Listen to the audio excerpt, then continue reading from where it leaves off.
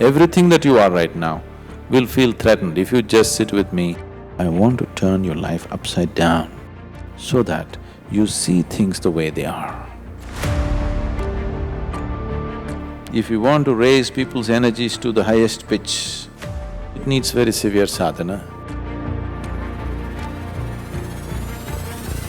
According to one's karmic structure, the solution has to be different. Those who want to grow, we'll do the job for them.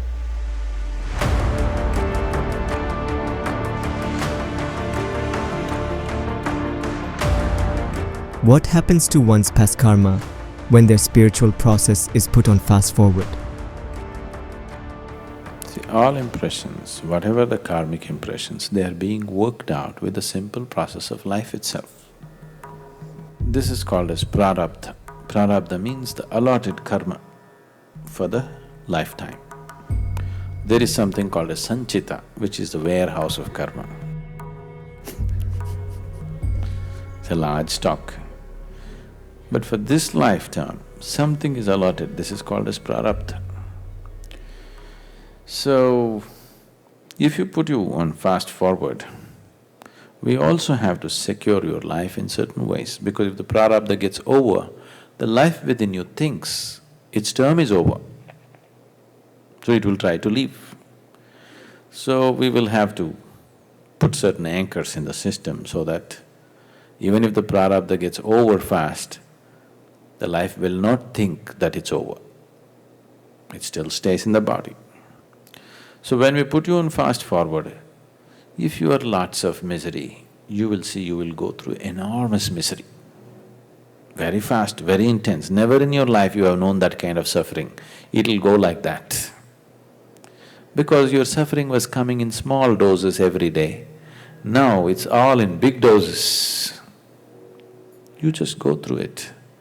It is just that instead of suffering for the next 50 years, you are going to finish it in the next maybe 5 weeks or 10 weeks or maybe 5 months, maybe 1 year. So you will see suddenly, not for everybody, it depends what you have, what stuff you carry. But suppose you are already in some kind of thing, you will see once we put you on fast forward, everything is like fast.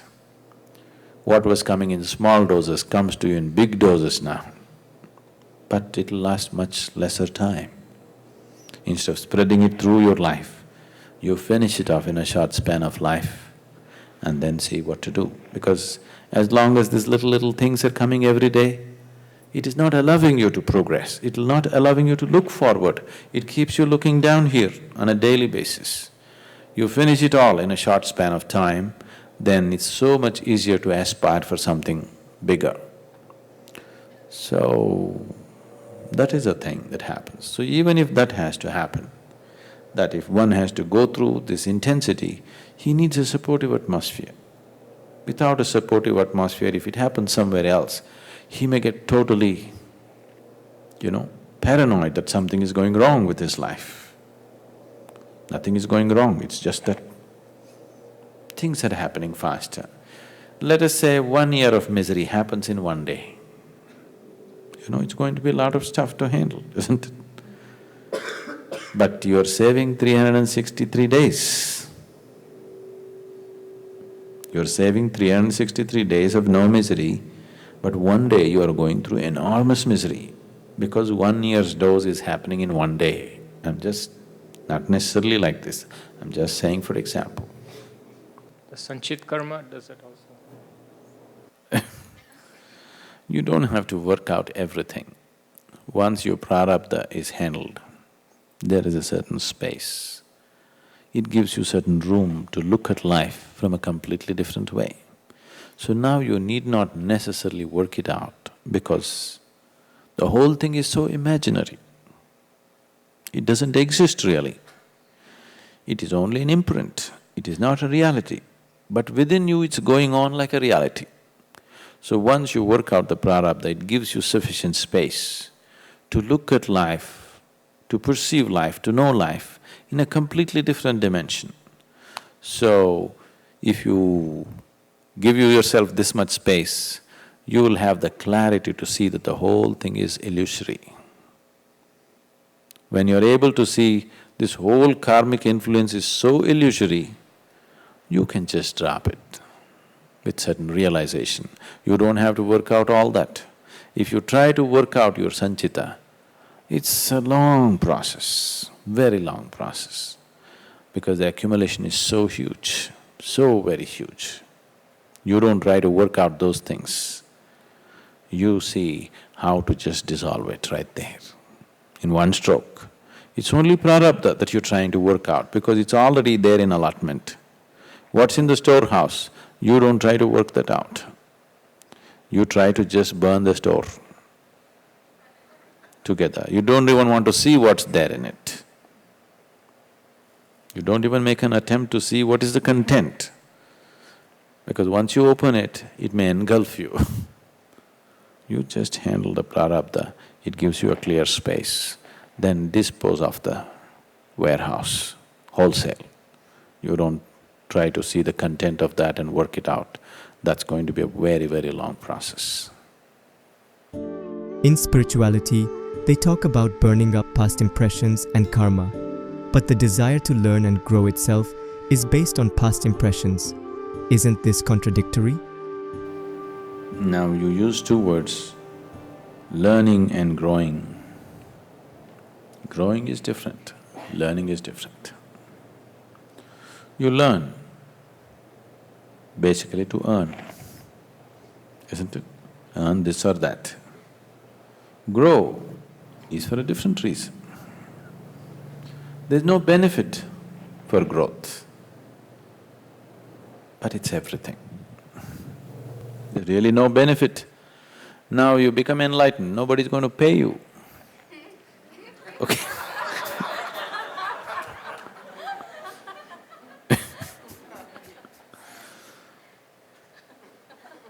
See, more than 25 years I've worked, I still don't have $1 in my pocket. So if you become enlightened, nobody's going to pay you anything. You don't do that because it's going to get you something, because it's actually everything. There's nothing really else valuable. But we learn a few things to make our life in the world. You know, in India, tradition always took care of the spiritual aspirant. He need not bother about his food. Wherever he goes, somebody will give him food. Slowly it is going away. But otherwise, traditionally, if you just say, I'm a spiritual aspirant, I'm seeking enlightenment, your food you don't have to worry, somebody will take care of your food. Wherever you go, people will feed you. Even today it's there, but in big cities it is getting lost. So the society took care of you because you're aspiring for the highest. You don't have to worry about your food. We don't want you to spend time trying to earn a living. But such an arrangement is not there. We have to learn some tricks to earn our food also. Yes? So you learn for that, but growth is not concerned with that. Growth is an inner longing for which there is no payment, for which there is no benefit. The world is not going to reward you for that. They may persecute you. Actually, they may. Unless you know how to clothe yourself properly, they may persecute you.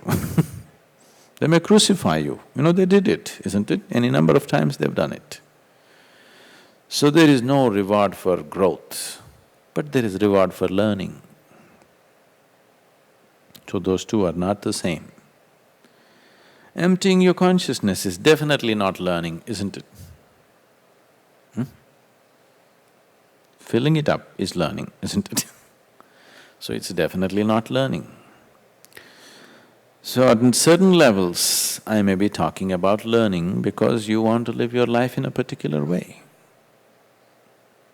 You came to yoga because they printed all those benefits at the back of the brochure, isn't it? So if you want something, you have to learn something. You don't care for any of the benefits. You don't care if you fall dead tomorrow morning, but you want to grow.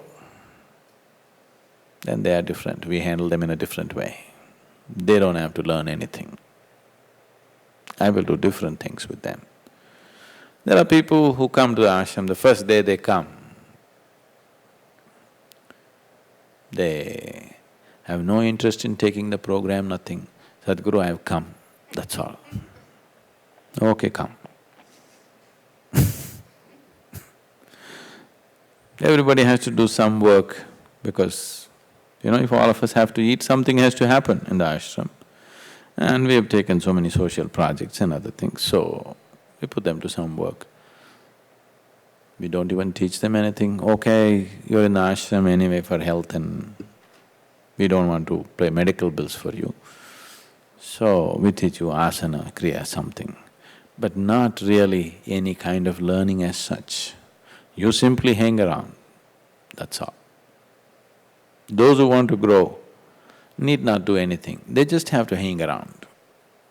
With total trust and receptivity, if they just hang around, we'll do the job for them. But those who want to have things in the society, they want to manage this, they want to manage that, they want to have benefits, then they have to learn, they have to strive to learn, there is no other way. So which one you want? Learning or growing?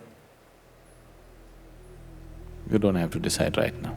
Take your time.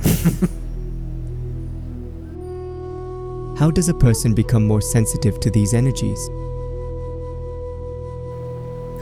How does a person become more sensitive to these energies? Doing the sadhana, one thing.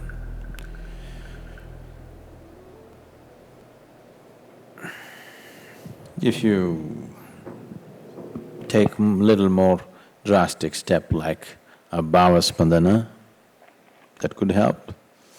You've already been there, nothing moved. You volunteer there. See, 3 days is not a big affair. You may be thinking in your mind, oh, I went all the way to Atlanta and I did my bhava spandana and nothing moved inside me. 3 days, 1 weekend. I think I have changed the whole parameters of spiritual processes. And the expectations have become too big with people. For example, let's say Ramakrishna, or let's say Ramana, who is more close in time. You know Ramana Maharshi, you heard of him? He's right now known as one of the, greatest mystics in 20th century, well known at least. Maybe not the greatest in those terms, but more well-known ones in the world. All this, he became known, he never left his ashram, he just stayed there, he never traveled anywhere. He barely taught anything to people, he had no education, very little he could speak and all this. A wonderful human being. We're not questioning his realization, he is a fantastic human being. I'm talking about his worldly skills. All that happened was, one American man went there, Ramana looked at him into his eyes, and this man's spine shook. His spine trembled, and that man got so inspired, he wrote books and books about Ramana. Everywhere in the world, in every language, he wrote books and put it everywhere. And Ramana became worldwide known, just because this man's spine shook. I have you rolling.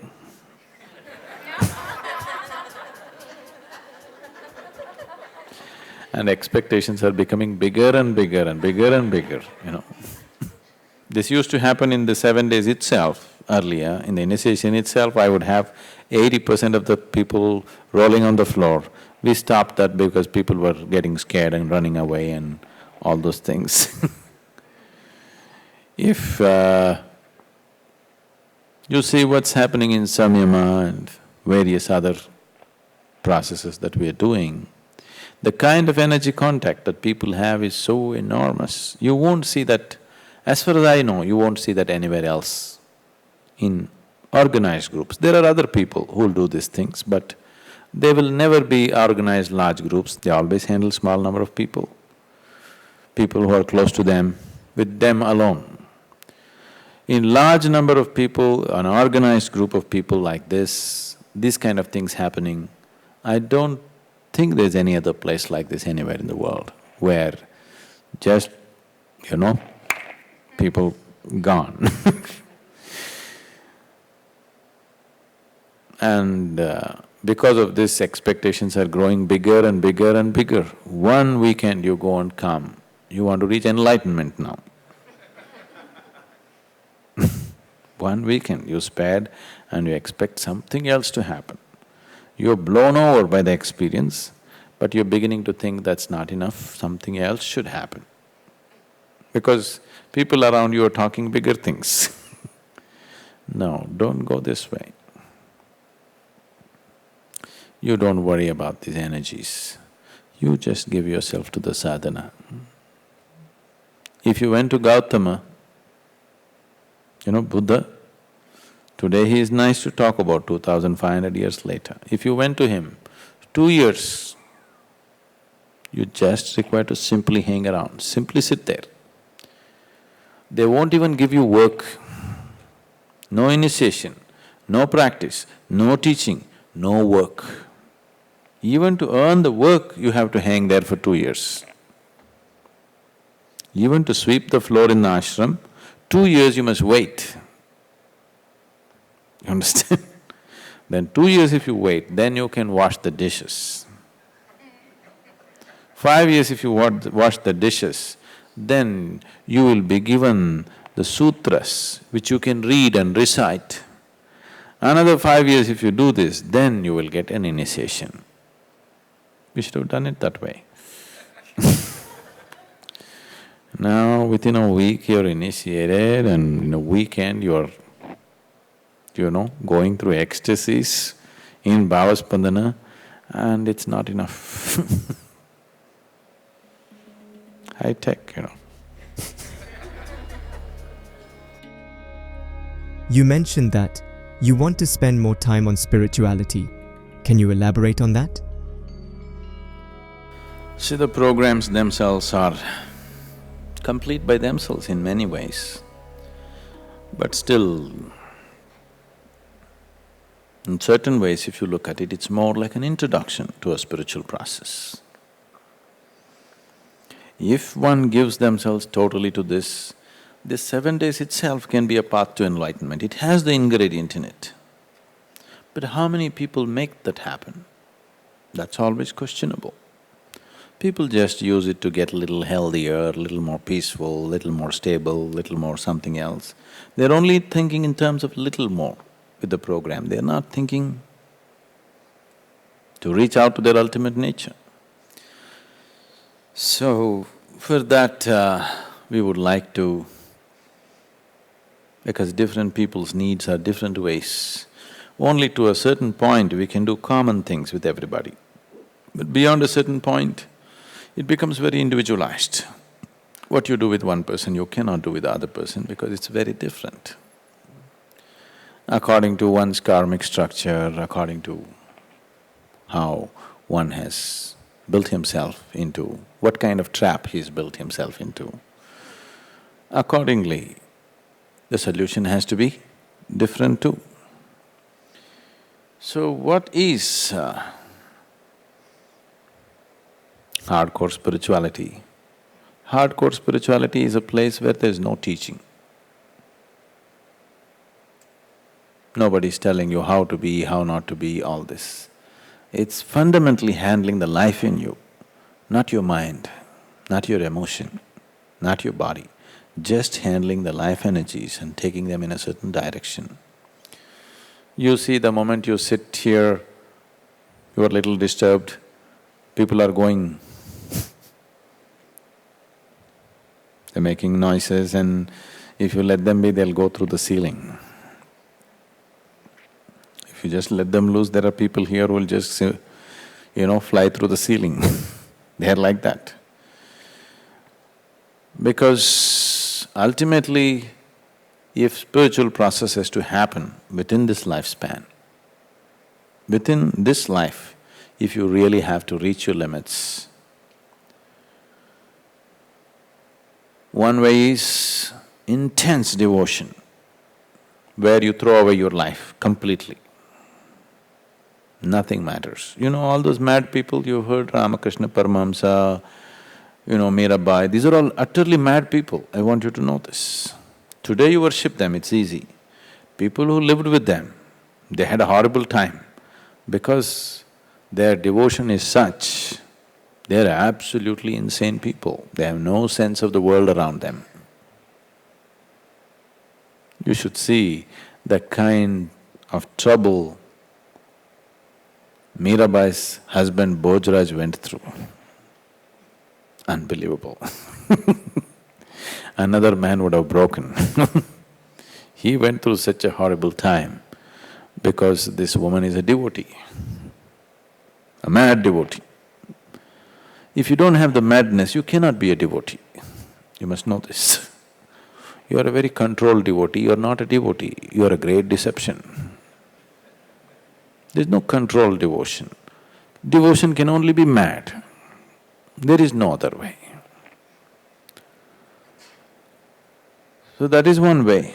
But if you go that way, you have to be in protected atmospheres in today's world, otherwise if a Meerabai or a Ramakrishna Paramahamsa appears in United States, you will immediately hand him over to your psychiatrist because they are exhibiting all the qualities in which the psychiatrist or a psychoanalyst sees a client, a permanent client. Yes, they're exhibiting all the qualities. They belong to another world, but it doesn't matter. You don't bother about such things today. If such people appear in United States, they will definitely be pumped with all kinds of medicines and controlled and ruined. They are insane people. They need protected atmospheres. So for that also, you need an ashram, a hardcore place where insane people can go about normal. Totally insane people, mad with this. And another thing is, if you want to do the Gnana or the intellectual path, then you need lots of sadhana to sharpen your intellect, to make your intellect like a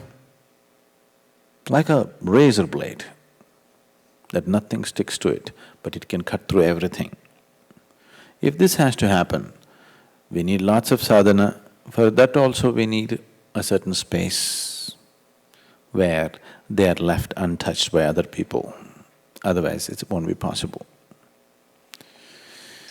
If we want to do Kriya, if we want to raise people's energies to the highest pitch and get them across, then also it needs very severe sadhana, which will need a place. The only thing which you can do in the world is karma. You can do karma yoga in the world and get appreciated. If you do any other type of yoga in its intense form, you will have trouble in the world. You'll definitely have a lot of trouble in the world. The world is not mature enough to accept such things. In United States, it's going to be very bad. Even in India, it's bad. Slowly, they all became westernized. Even in India, today if Ramakrishna appears, he'll have big problems. Those days he passed off somehow. Today he'll have problems. Today he has to be, I'm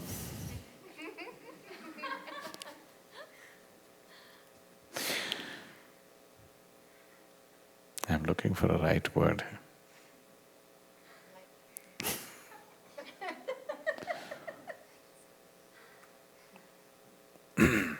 He has to be society savvy like me. Otherwise he won't survive. He won't survive otherwise. Me also, only in the last 7 years I am like this. Earlier, I wouldn't care a hoot what somebody is thinking, somebody is doing, all this nonsense. Only when I, To a point I built the whole thing and Dhyanalinga, and then before consecration and after consecration, I am a completely different personality. People who know me before, they can't believe I'm the same person. Everything about me I changed. I wanted to change further, but then I thought they'll be too heartbroken, so I controlled a little bit of it. But you should have seen Sadhguru Sri Brahma. He was like fire. People would be just terrified. If they looked into his eyes, they would be just terrified. See, now I've softened myself constantly. If I don't smile for 1 hour, you will be terrified sitting with me. Not because I'm dangerous, because I'm threatening. I threaten your very existence the way you are right now. Everything that you are right now will feel threatened if you just sit with me and if I don't smile. I'm constantly smiling so that you don't run away.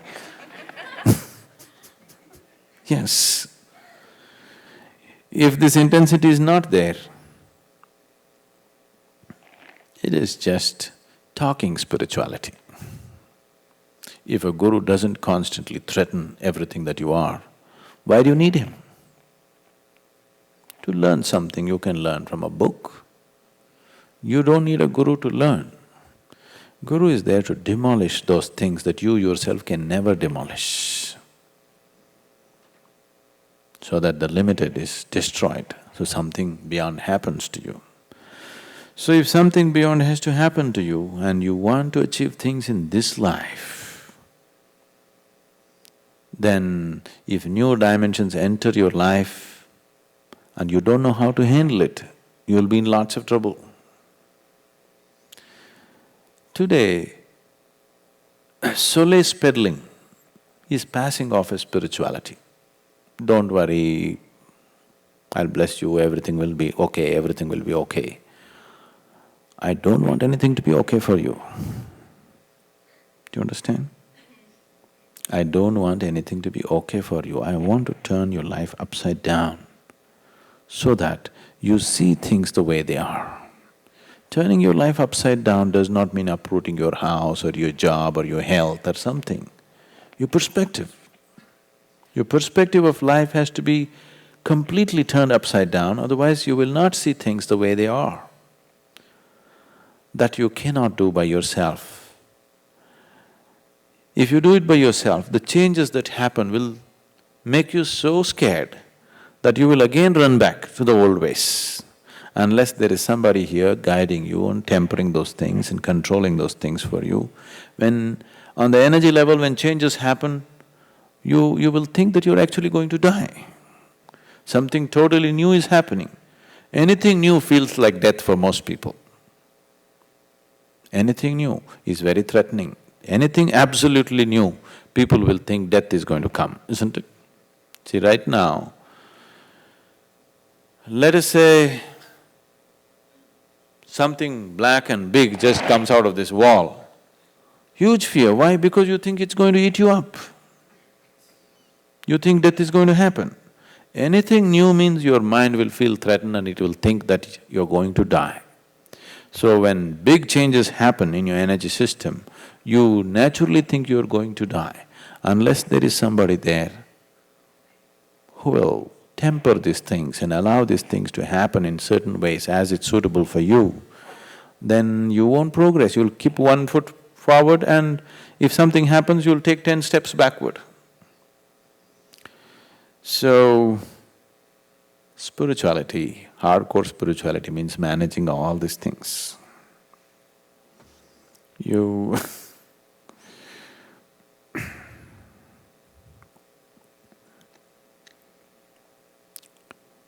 these days we have, in the yoga center in India, we have controlled many things. Things are very controlled now. You should have seen the first 3 years when we came there, people were just going. Some of them howling like crazy day and night, some of them, tripping over very blissfully, some of them in all kinds of conditions, some of them totally intoxicated that they cannot stand for many days. various kind of things happening because we were making certain fundamental changes in a very drastic way. But now it is very tempered and set forth in a certain way. And whatever we did in the early times, it has made such a big difference for that space. Those of you who have been there, depends to what extent you're sensitive to these things, but you just stand outside. I'm not talking about the building, I'm talking about this piece of land. Stand outside, feel that space. Okay, sit outside in the forest is very beautiful. Sit there and meditate, come inside and meditate, you'll see the big difference. The whole space is like loaded with energy. So creating a space where everything is on fast forward, putting your life on fast forward. Spirituality fundamentally means putting your life on fast forward. You don't want to go at the normal evolutionary pace, you want to mutate, that's what spirituality means. So creating an energy space where everything happens fast, and when everything happens fast, life will happen in a little different way than the way you understand. If you play the music on fast forward, you know how it sounds? It'll be like that. So, when you are playing that kind of music, there must be somebody to decipher what's happening, otherwise people will just run away. It involves various aspects, but fundamentally, to put it simply, yes, to put your life on real fast forward. We don't want you to go at the evolutionary pace. That would take too long. I don't have that kind of patience.